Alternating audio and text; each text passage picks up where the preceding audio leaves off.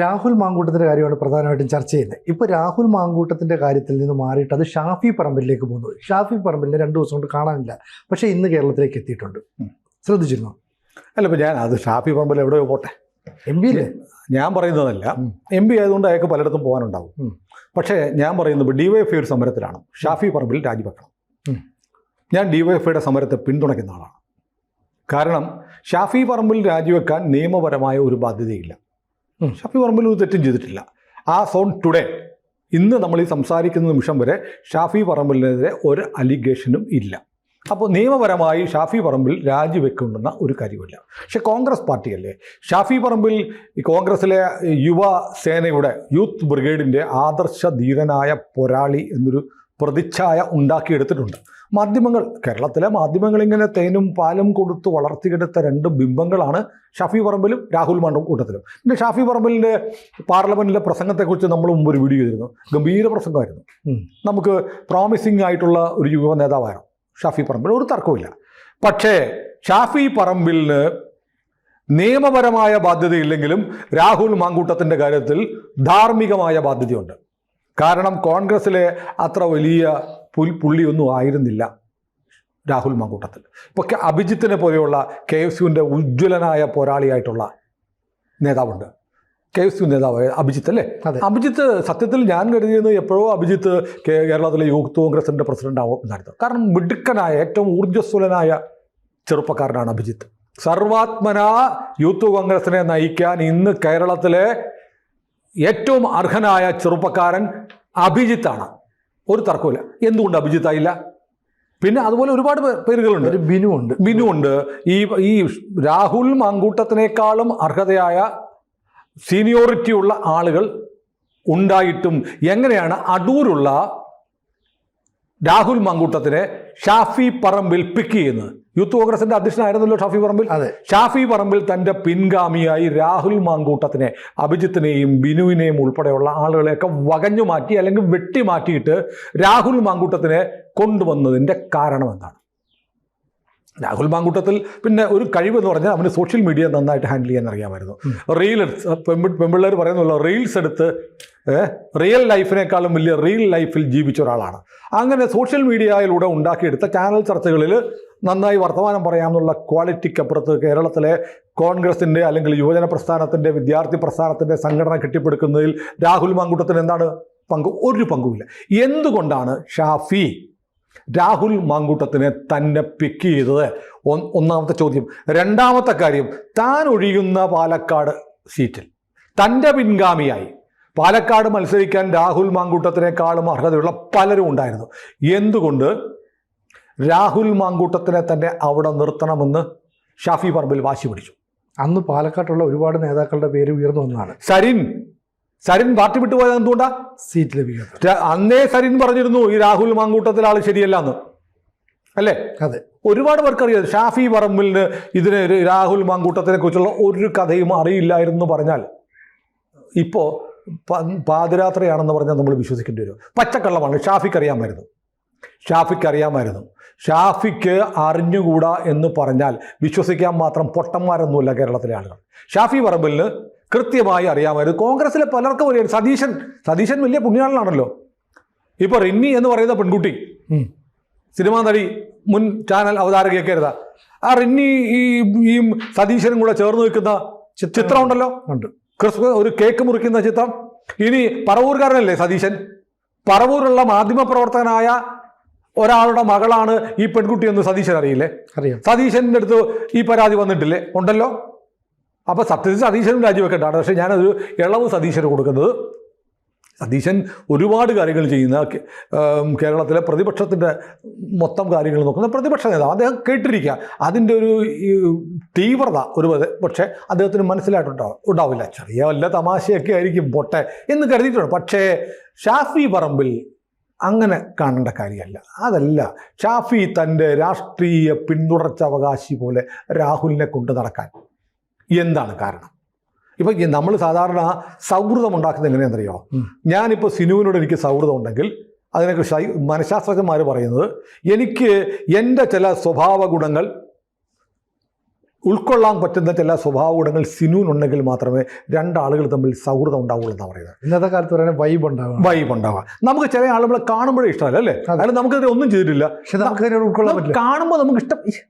എന്താ ഇപ്പം മമ്മൂട്ടിയെ കുറിച്ച് പറയാറുണ്ട്. മമ്മൂട്ടിയുടെ അടുത്ത് ചില ആളുകളെ കൊണ്ടുപോകുമ്പോൾ മമ്മൂട്ടി പറയാം, ചെന്ന് കഴിയുമ്പോൾ മമ്മൂട്ടി ചില ആളുകളെ കൂട്ടിക്കൊണ്ടുവരും, നമുക്ക് എൻ്റെ സുഹൃത്താണെന്നൊക്കെ പറഞ്ഞില്ലും. അവർ പോയി കഴിയുമ്പോൾ എടേ സൂക്ഷിച്ചോടെ അവനാൾ ശരിയല്ലേ കേട്ടോ എന്ന് പറയും. ഒറ്റ നോട്ടത്തിൽ പറയും. അത് ചിലരുടെ ഒരു കഴിവാണ്, നമുക്ക് അസസ് ചെയ്യാൻ പറ്റും. ഇത് ഒരു സൈക്കോളജിക്കൽ സിദ്ധാന്തമാണ്. നമുക്കൊരു സൗഹൃദം ഉണ്ടാവുന്നത് നമ്മുടെ ചില ക്വാളിറ്റീസ് ഉണ്ടെങ്കിൽ, നമുക്ക് ഇഷ്ടപ്പെടുന്ന ചില ക്വാളിറ്റീസ് ഉള്ള ആളുകളെ നമ്മുടെ സുഹൃത്തുക്കളാകത്തുള്ളൂ. ചിലപ്പോൾ ഒരേപോലെ നമ്മൾ യാത്ര ഇഷ്ടപ്പെടുന്നവരായിരിക്കും, ഒരേപോലെ സിനിമ കാണുന്നവരായിരിക്കും, ഒരേപോലെ വെള്ളം അടിക്കുന്നവരായിരിക്കും. ഇങ്ങനെ കോമൺ ഫാക്ടേഴ്സ് ഉണ്ടാകും. ഷാഫി ഏതെല്ലാം കോമൺ ഫാക്ടേഴ്സ് കണ്ടിട്ടാണ് ഈ മനഃശാസ്ത്ര സിദ്ധാന്തം ശരിയാണെങ്കിൽ രാഹുൽ മാങ്കൂട്ടത്തിനെ തൻ്റെ ആത്മമിത്രവും അനന്തരാവകാശിയായിട്ട് കണ്ടത്? കുഴപ്പിക്കുന്ന ചോദ്യമാണ്. അതൊരു പ്രശ്നമല്ലേ? അപ്പോൾ ഷാഫി പറമ്പിൽ പിന്നെ ഇവർ തമ്മിലുള്ള ചിത്രം കാണണം. അതായത് ഈ ഷാഫിയുടെ കൂടെ രാഹുൽ ഇല്ലാത്ത ഒരു പടം പോലും ഇല്ല അല്ലേ? അതെ, ഡൽഹി പോകുമ്പോൾ മാത്രമേ രാഹുൽ ഇല്ലാതുള്ളൂ. അല്ലാത്തപ്പോൾ ഷാഫി പറമ്പിൽ എവിടെ പോയാലും രാഹുലുണ്ട്. പണ്ട് ഉമ്മൻചാണ്ടിയെ കുറിച്ച് പറയാം, ഉമ്മൻചാണ്ടിയുടെ കൂടെ എപ്പോഴും ജനങ്ങളാണോ? ഉമ്മൻചാണ്ടി മുഖ്യമന്ത്രി ആയിരിക്കുമ്പോൾ പോലും ആ കാറിനകത്ത് 15 പേരാ കയറുന്നത്. ഉമ്മൻചാണ്ടി എന്നിട്ട് വല്ലവരുടെ മടിയിലായിരിക്കുന്നത്. ഉമ്മൻചാണ്ടി ഈ ജഗതിയിലെ വീട്ടിൽ പ്രതിപക്ഷ നേതാവായിരിക്കുമ്പോൾ ഒരു ദിവസം ഞാൻ അദ്ദേഹത്തെ കാണാൻ അവിടെ പോയി. അപ്പോൾ ഇങ്ങനെ സംസാരിച്ചുകൊണ്ടിരിക്കുമ്പോഴത്തേക്ക് ഉമ്മൻചാണ്ടി പെട്ടെന്ന് എഴുന്നേറ്റ് മൂത്രം ഒഴിക്കാനായിട്ട് ടോയ്ലറ്റ് കയറി. രണ്ടുപേരും കൂടെ കയറി. കാരണം ഉമ്മൻചാണ്ടിയുടെ രഹസ്യം പറയണം, അപ്പോഴല്ലേ അവസരം കിട്ടുള്ളൂ എന്ന് പറയുന്നത് പോലെ.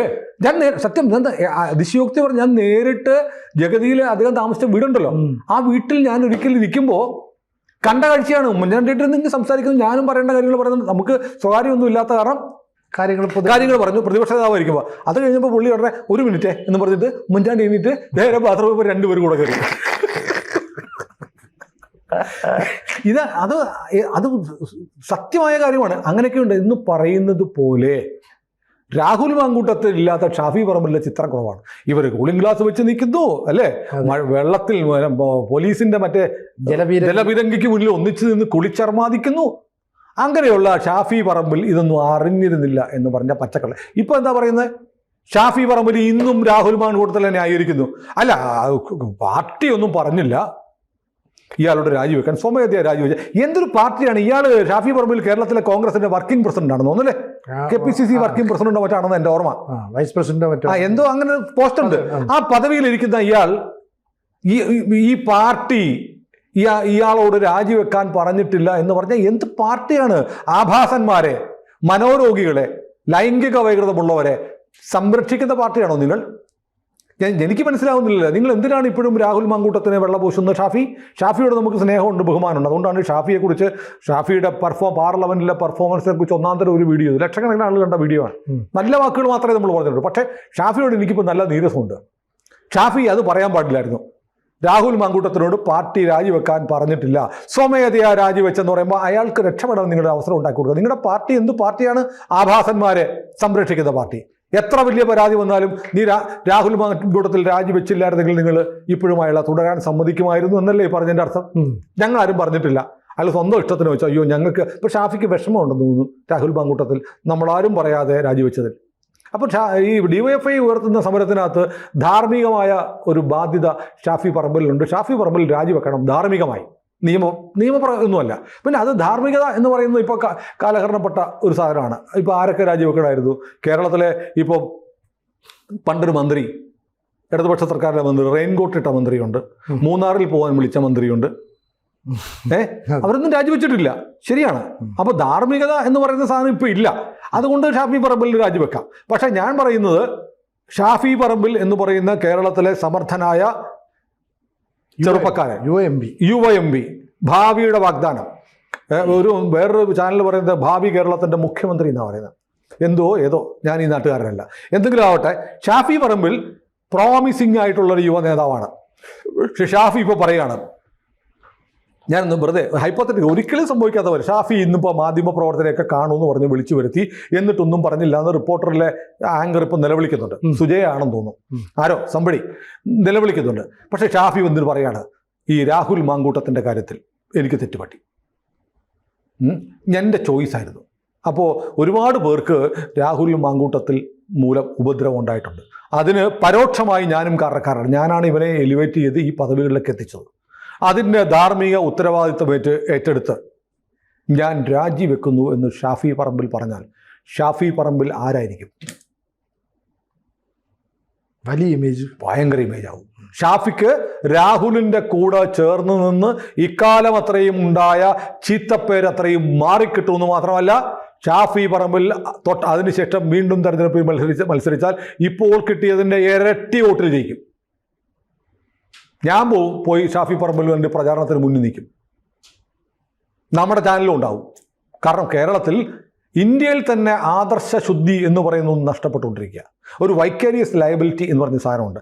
മറ്റൊരാൾ ചെയ്യുന്ന ഒരു കൃത്യത്തിന് അയാളെ അതിന് നിയോഗിച്ച ആൾ ബാധ്യത ഏറ്റെടുക്കുന്ന ഉത്തരവാദിത്വം. വൈക്കേരിയസ് ലയബിലിറ്റി ഷാഫി പറമ്പിലുണ്ട്. ഷാഫി പറമ്പിൽ അങ്ങനെ രാജിവെക്കുന്നു എന്ന് പറഞ്ഞാൽ കേരളത്തിൽ ആദർശത്തിൻ്റെ ആൾ രൂപം എന്നൊക്കെ പറയുന്നത് AK ആന്റണിയെ കുറിച്ചാണ് അല്ലേ, നിങ്ങളുടെ പുണ്യാളൻ. അതിനേക്കാൾ വലിയ പുണ്യാളനായിട്ട് ഷാഫി പറമ്പിൽ മാറുമായിരുന്നു. ഏതായാലും പക്ഷേ ഷാഫി പറമ്പിൽ അങ്ങനെ രാജിവെക്കും എന്ന് കരുതിയിട്ട് DYFIക്കാർ മനപ്പായസം ഉണ്ടാകണ്ട. കാരണം ഷാഫി പറമ്പിൽ കോൺഗ്രസ്സുകാരനാണ്.